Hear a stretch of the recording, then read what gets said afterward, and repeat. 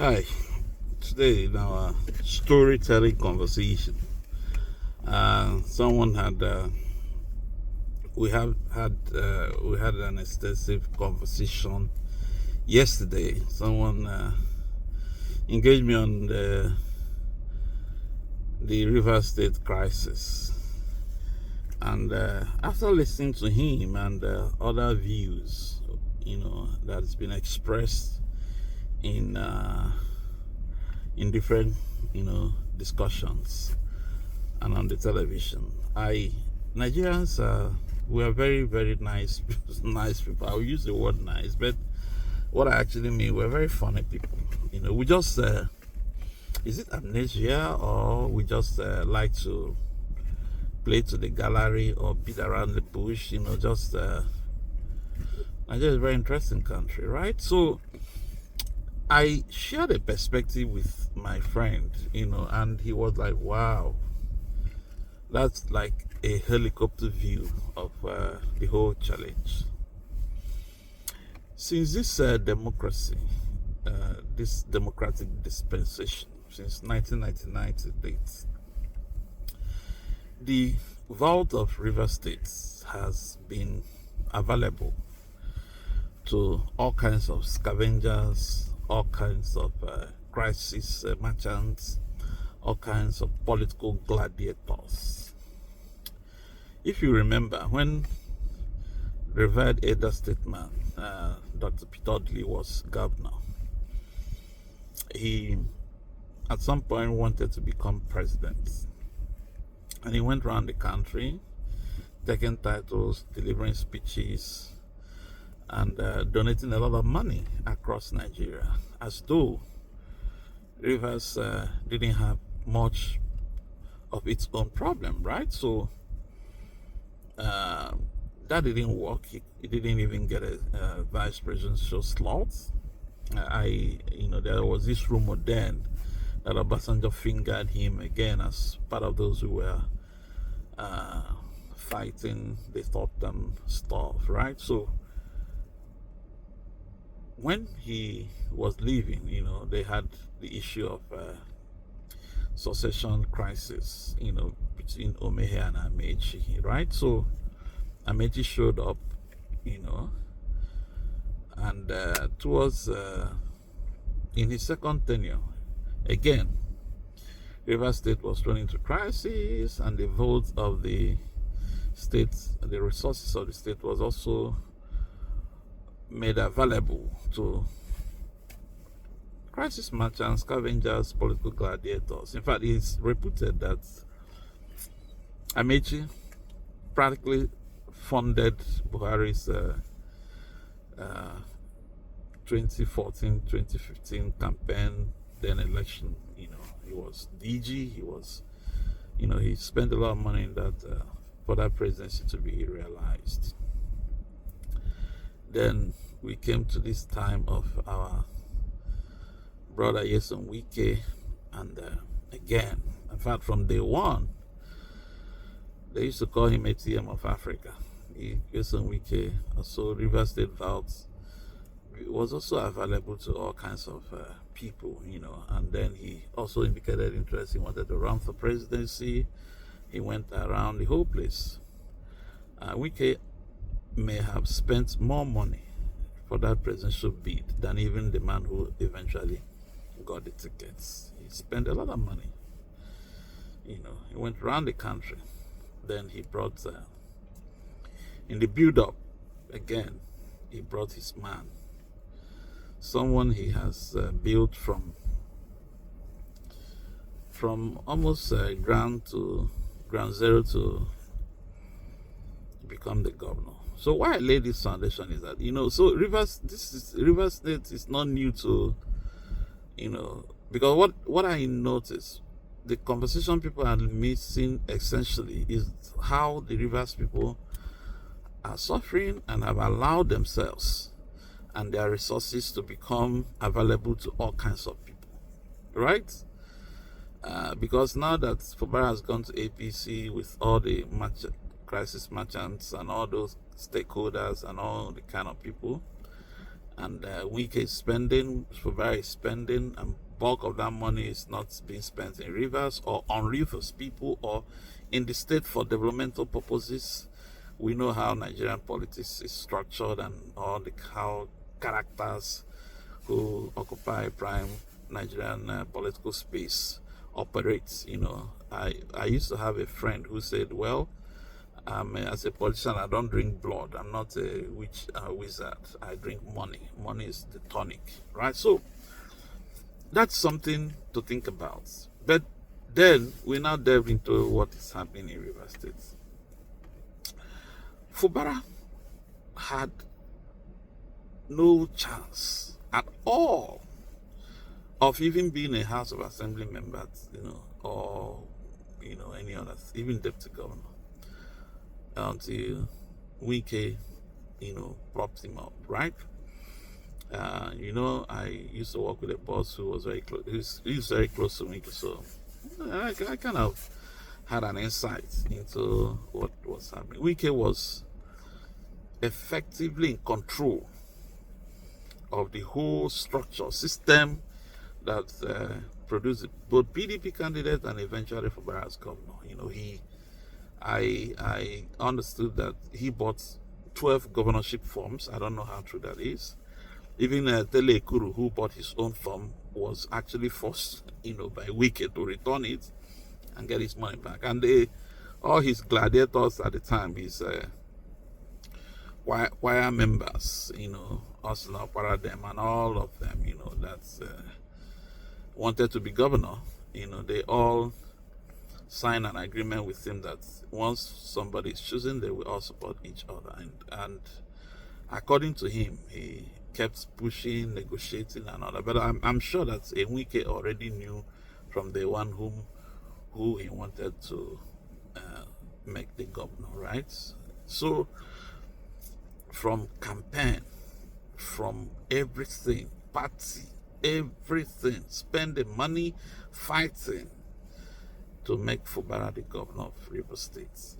We also know it's in the public domain how EFCC wanted to actually arrest Fubara before swearing in, and how Wike saved him. Wike is a heavy fighter, right? So I'm sure that Fubara within this period knew what he was getting into with a Yeson Wike as a godfather.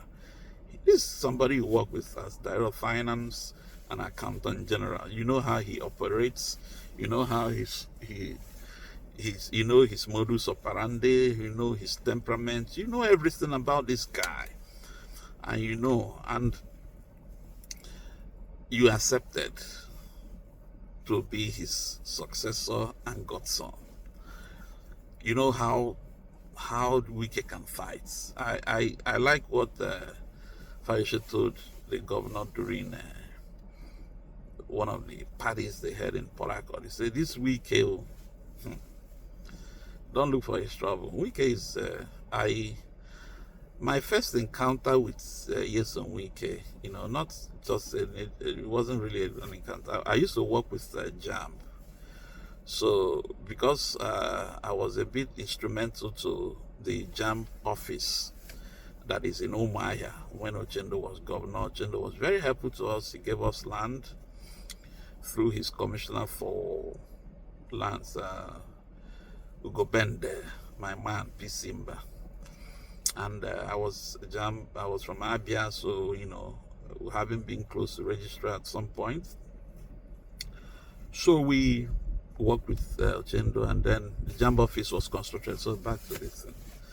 So the commissioning of the JAMB office was done by Yeson Wike. So he came with the JAMB registrar, myself, and there was another director, So when they were, Ochendo, Ochendo is a lavish host, So when they were leaving, so we got them to the airport. So the man is, so the JAMB registrar is my boss now. So I was giving him a signal. So, these guys, this protocol people, drivers from government house, and we're gonna, kind of PR. The man was not then. Yes, what is that? Come. He just dipped his hand inside the bag. He didn't even count it. Give him. Give to them. They try. You guys are working hard.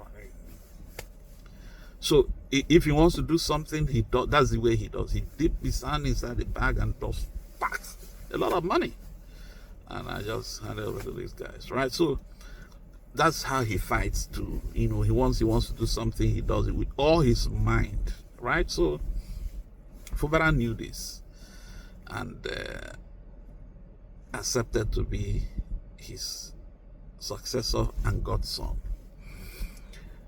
Fubara should have contemplated that it wouldn't have been very easy to get himself out of the grip of Wike. And so for me, he started too early to resist Wike. Fubara has definitely shown how inexperienced he is. I will also add how ungrateful he is, really. It's a sign of ingratitude. So I used to tell someone, you can abuse me as much as you want because of what I'm going to say now. But the point is that we're talking about Nigeria here. We're not talking about UK, America, or Canada. We're not talking about a politically developed and mature democracy or society. We're talking about a Nigeria, where elections are practically determined by one person or few individuals in the entire state, right? So if you're a good man, you shouldn't accept those conditions. If you claim today that you trust God, you rely on God, it's God, this God name that Fubara and his team are banding about now. When Wike was doing all those things, which ultimately, many of them were not godly. You accepted it. You were working. I remember watching the video when the elections results were announced and Fubara knelt down, shouted on, you didn't remember God that when Wike was allegedly manipulating the election processes, primary processes, the proper election to make you governor and all that. But now, just to wake up and to show how inexperienced the guy was, 3 members of House of Assembly, and you revolted, right? So I would like to discuss this thing as a politician and someone as a social scientist, not really from the legalistic or moralistic point of view, and I also don't want to say this is the one who is at fault, because that's why I laid the foundation that ultimately the biggest losers, the people who have the short end of the stick in this whole conversation, are the reverse people. And it didn't start with Wike Fubara crisis. It's been the norm since 1999. And I just wonder why, with all the elders, with all the militants, with all the bragging that they do, all those guys who think that they can control heaven and earth, they call themselves militants and all those things. They are there. One man who, at every point in time, utilizes resources of their state as he wishes, right? Whether it's Odili, whether it's Amechi, whether it's Wike, I don't know about Fubara if he will do that, because I hear the guy is actually very tight-fisted. So you accepted that, and now you got into this issue. I know that anyone who accepts Wike's condition, like I said, I have a boss who is very close to Wike. I've sat in very social gathering, in just convivial environment where he talks to other governors, when they were doing that G5 stuff. So once in a while, I will be in that gathering, and the way he talks to even his colleague governors. And there was a day he almost practically insulted Fayose, and they just laugh, but I if I were a governor, really, and you're a governor like me, there are things I will call you by the side and say, oh boy, this one, don't say this in the presence of my people like this, please. So, but that's everybody with his own style. So Fubara should have known that it's not going to be, he was riding on the back of a tiger. So even if he wanted to get out of the grip of Wike, he would have been more patient, he would have played along a bit, but it is what it is. So they had a crisis, they had a state of emergency. I would like to do a full video on what really I understand happened in that state of emergency, because I just felt that was when President Tinubu actually played Wike a smart one. That state of emergency, from my own understanding, I may be wrong, really, was just to save Fubara. It wasn't about Wike. It was just to save Fubara and extricate him from Wike's grip and put him under the wings of the president. So that said, but I think that it was allowing the president also. So let me now go to Wike. By allowing the president to get involved in the crisis was also when Wike started losing the fights. Right? You know, if you have a boy who is loyal to you, and you also have an oga that you are loyal to. Let me use marriage for example.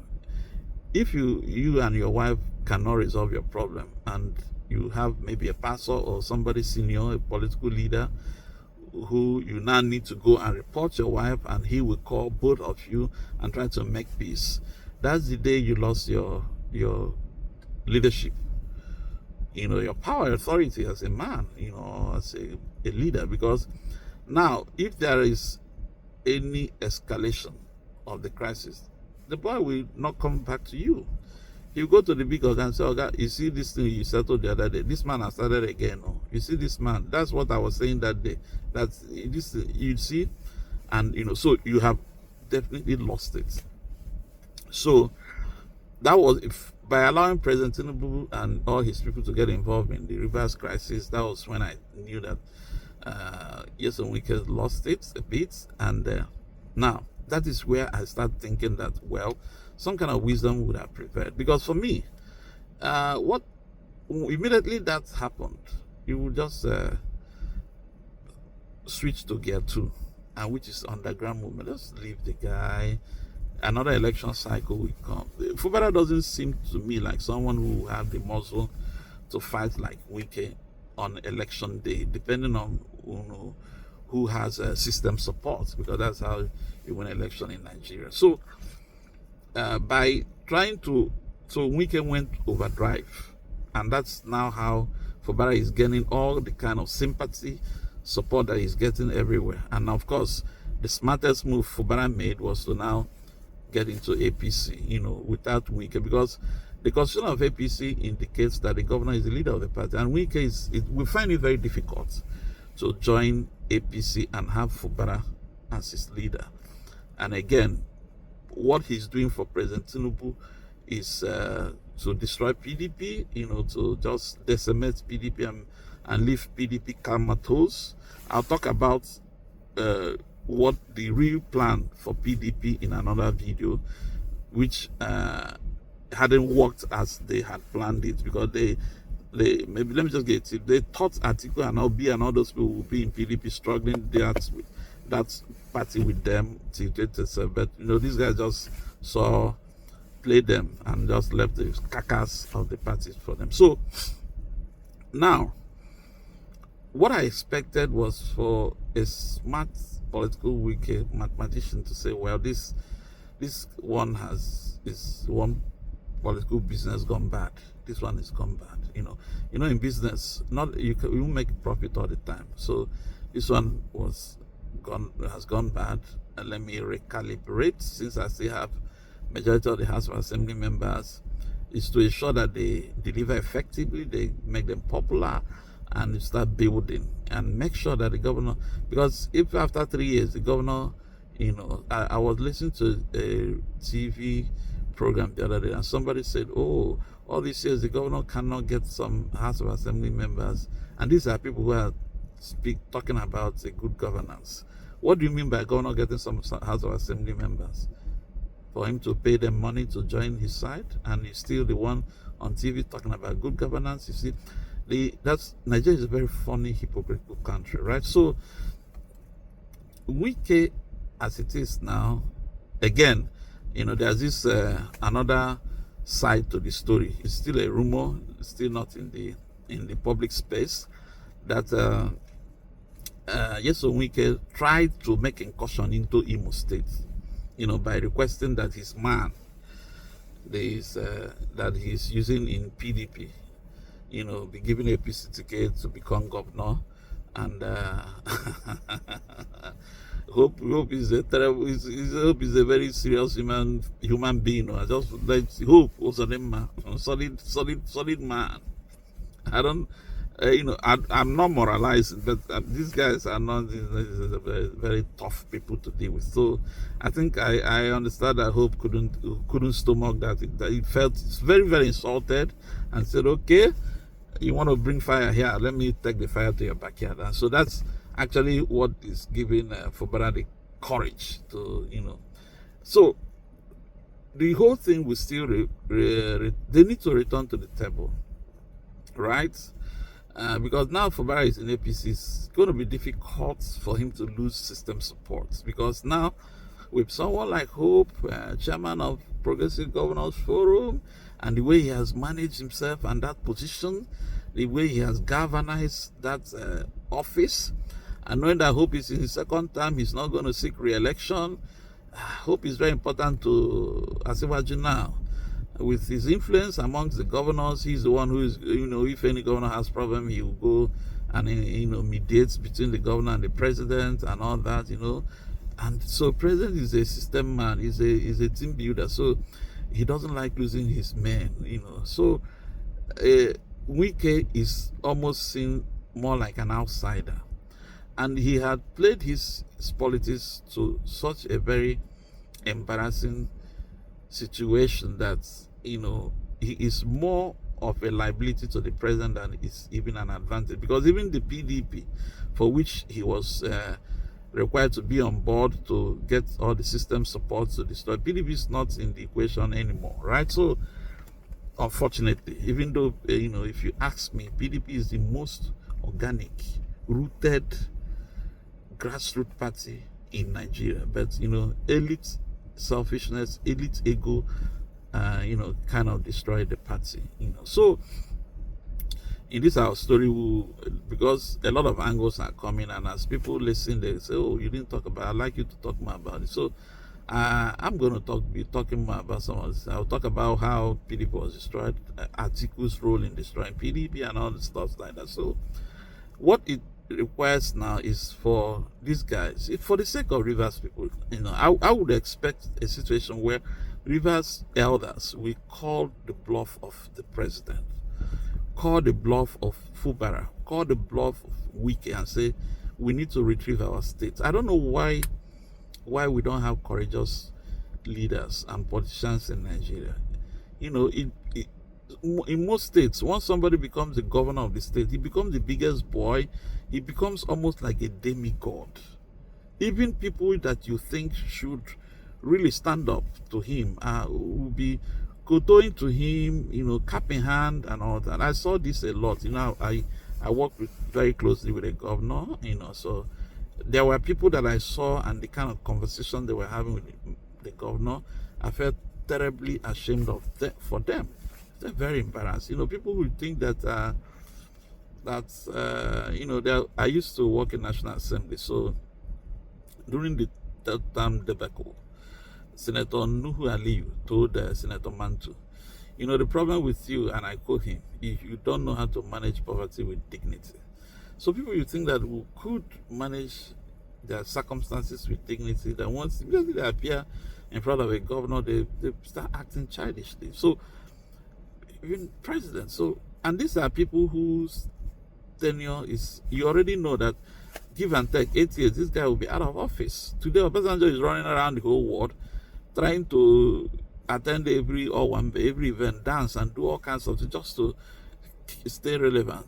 Because, so this guy, Tinubu, will still face that music, right? So, Jonathan, the other day I was watching, I think, I don't know, one of the events where I was watching, former President Jonathan entered an event, and Benga Daniel River, Ogun State former governor, senator now, they had a handshake. We were just shook him and looked away.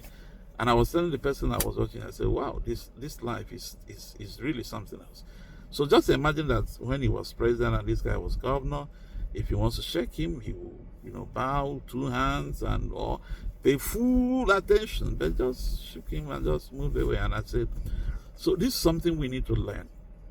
So Rivers elders, you are waiting for President Bola Ahmed Tinubu to call these guys back and make peace and cut a deal with them for who? President Tinubu is a Machiavellian politician. So whatever he's doing in Rivers State is for his own benefit. It's gonna, cut me some slack, guys. It's gonna do things that will favor him.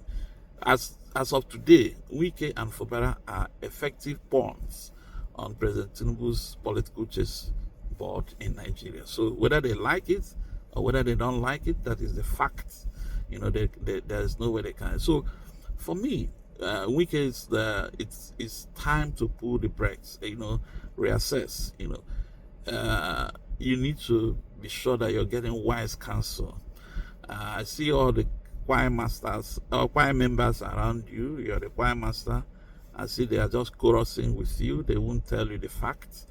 And they will keep encouraging you to fight on because, of course, you are ATM of Africa. Anybody around you, you have a large heart. You're a good man in a way. You work hard. You deliver on solid projects, even though most of them are brick and mortar. And we know why Nigerian politicians, pay a lot of attention around brick and mortar development. So but you have become very effective in delivering projects.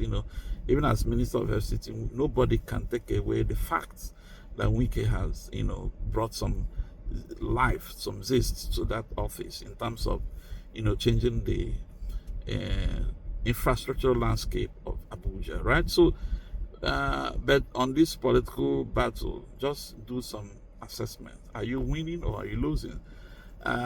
Last word for Fubara, I think that those who are around him should also encourage him to know how to speak like a governor, to speak like a leader. Sometimes he talks carelessly, so talks so childishly. You come on in a program, he says, I received a love letter from House of Assembly. That's, even before the earlier battle, he said, oh, you can determine the fate or they are finished. I'm still the governor. Some of those things are these are what let me, if I can couch a word, they are unleaderlike, right? People are looking up to you. Yeah, you're calm, but don't sometimes when you open your mouth, it's crazy, right? So Rivers people are holding the short end of the stick. These guys that are fighting are very comfortable. Their kids are very well provided for, protected, cared for. They are solid. They have a lot of resources at their disposal. That could actually last them a lifetime. So the Rivers is losing out in investments, highest unemployment. One of the states with the highest unemployment rates. The socioeconomic environment in Rivers is very, very, very appalling with all the resources that the state has. So, whilst we think this is politics, Fubara should be loyal, should be grateful. He should be a businessman, whether political business or commercial business, should know that the time comes when a particular transaction has gone bad. And I think that at this point in time, really, this one has gone really, really very bad for all the investors. Thank you.